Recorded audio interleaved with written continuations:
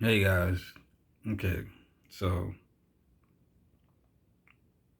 we know we got a lot of reality shows and things out there like that, right? And in all these reality shows and the various reality shows, we always portray, you know, uh, African Americans or Caucasians or whatever the case may be in dramatic situations and things like that. But here I am tonight on the uh, May the 15th, coming to you, me being me, Clifford Anthony Coulter, and the things I've been facing in my own life in the past 3 to 4 years, pretty much. First off, where I felt like, in me walking or thinking that I've been walking the right path, and finding out that, okay, that how can I say it, in a humanistic way, that we're not perfect. I'm not perfect. I'm talking about me. So I'm not perfect. I have flaws, and the issues of life that I deal with, whether it's mistakes. Now, one thing I can tell you real quick is that since I've been old enough to make mistakes, I've been making mistakes, and it was to a point where, and I got to a point in my life, even now, like, why am I always making mistakes? And I'm pretty sure I can get a lot of comments. So I would love for y'all to pretty much respond to this post on my YouTube page. Why am I always making mistakes? But I know people's gonna give their opinions, which is fine. I love your opinions. Please give me your opinions. But for those people that are truly spiritual, I would love for you to give me some scripture background about why do I continue to make mistakes. Now, don't give it to me concerning why you think that, and I know that's for the opinionated people, but I'm talking about the real spiritual people. I need scripture and Bible, well, scripture precepts on why I continuously make mistakes, even in the fact that I continuously do my best to do better, be a better person in spite of my mistakes. But to kind of give you some insight on what I'm talking about, what I'm dealing with, even at this point, for a situation that happened concerning me about 3 or 4 years ago, I made a big mistake. And in me making that big mistake, well, I can go even farther back to 2008 when I was living in Columbus, Ohio, and that was one of the times I made a big mistake. And I regretted that, and I had to deal with that, and I was trying my best to cope with it. And the only thing it did was, in me coping with it, the only thing I did really was allow myself to live in the street. When I say live in the street, I was out there drinking, partying, smoking, popping pills, all of these things. You know what I'm saying?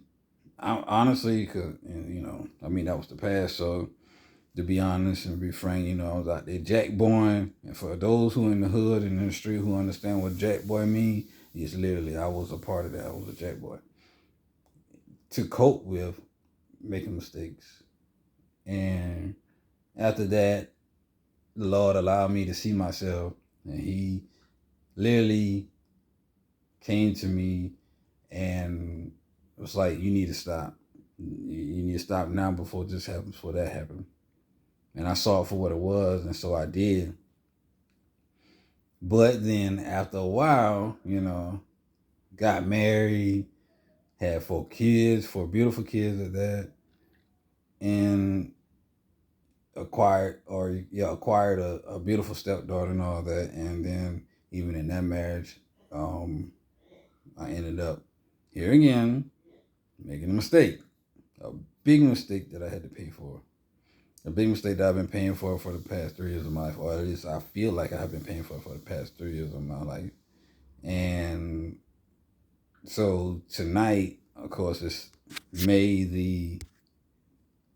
this morning, because it's May 15th now, come to the realization that maybe I have not yet forgiven myself So I guess this episode will be about unforgiveness of yourself.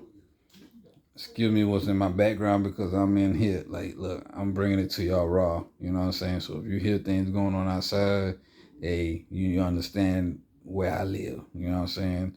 I'm not, people go be people outside. But anyway, so we're talking about unforgiveness. And what I learned about being out here where I live is that a lot of people out here, even themselves, they're hurt, they're broken because they have not yet forgiven themselves for being where they're at. In the past couple of days, what I've been hearing and what I've been feeling is people saying that they're tired. And they're tired because they have not yet forgiven themselves of the mistakes they made in life. And one thing God showed me earlier today is that he still loves us. Because where I even myself, maybe it's because I was feeling how they was feeling, and even because of my own self, it kind of triggered things in my own mind about my own past. What it did, what God did for today was he put me in a situation where someone encouraged me and said, whether anybody else tells you that they love you, I love you. And I was like, you know what? I thank you for that, because not a lot of times do we really get that, and a lot of times you have to understand that people really need to hear that. Some people, well, more than others, need to hear that on a daily basis versus those who are stronger who don't really need to hear it every day. And this is what ministry is. People out there nowadays really need to hear, "I love you." People need to hear that you're gonna be great. You're better than that. You're better than your situation. People need to hear those things. People need to hear that. And what I learned from my fiance is you have to forgive yourself. And with that, I hold that to heart regardless. I hold it to heart. And that within itself is a bigger part of ministry, is when you can go out of your way and tell people that you have to forgive yourself, love yourself more. Your past is your past. Because when God allows you to be in people's lives, you have to understand that God has you in those people's lives because those people need you. But not only do those people need you, but in some sense, you might just need those people. And you have to see it for what it is. You have to understand who God truly is in life. And I know a lot of people, there's so much racism and everything going on. And I've been through so many different things in my life, you know what I'm saying, where I was able to, understand philosophies and doctrines and, whatever, but what I truly understand is that love is the key thing. People need love. What I talked about in my last episode was the things I dealt with growing up. And if I truly understood what love was back then, I would have allowed myself to not feel shamed and embarrassed about the things that I was going through because I was a child. Because growing up, you deal with different things. You deal with things that really, look at it. As a child, when I was a child, I thought I was a child.